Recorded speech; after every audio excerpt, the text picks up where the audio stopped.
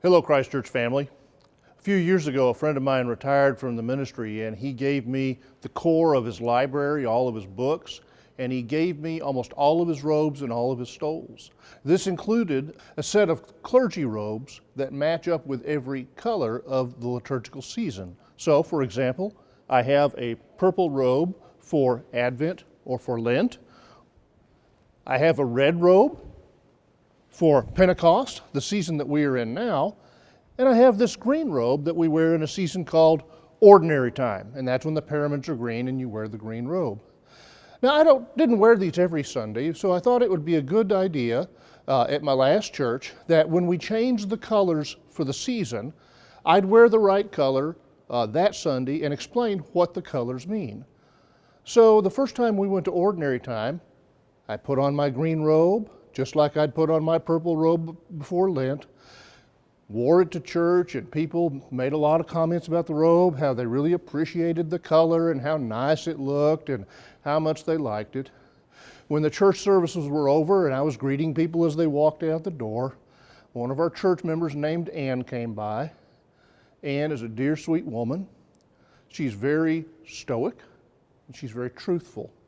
And as people walked by and told me they liked the robe and said that sort of thing, Ann very kindly just set her fingers on my chest and said, "Some colors look better on some people than others." Now, Ann's daughter was horrified. "Mom, you can't say that to the preacher!" And I just thanked Ann and didn't think anything more about it. A day later, someone shared a photograph of me wearing this robe in the sanctuary, and it dawned on me in that moment, just like I'm sure it occurs to you now, that in this robe, I look like a giant avocado. Ann was the only person kind enough to tell me that. So I'm going to take this off now.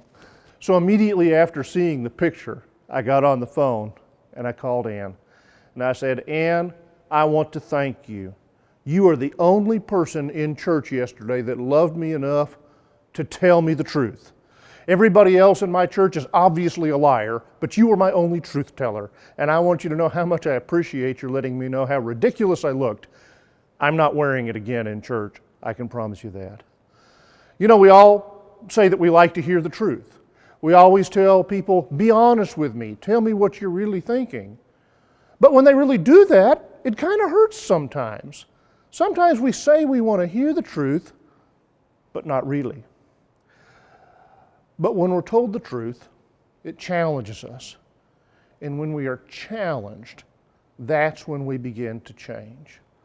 This Sunday, I'm going to talk about what it takes and what it feels like to tell and to hear the truth, and how times when words can challenge us can also be times when those words can change us.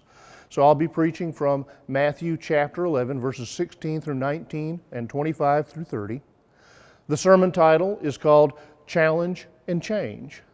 And we're going to talk about what it's like to be in the midst of a truth teller and how we can handle receiving the truth in a way that is gracious and loving.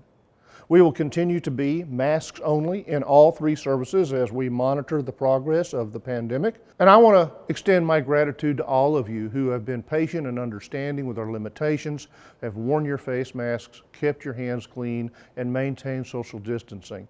Because of your faithfulness to these practices, we can continue to have worship in our sanctuary.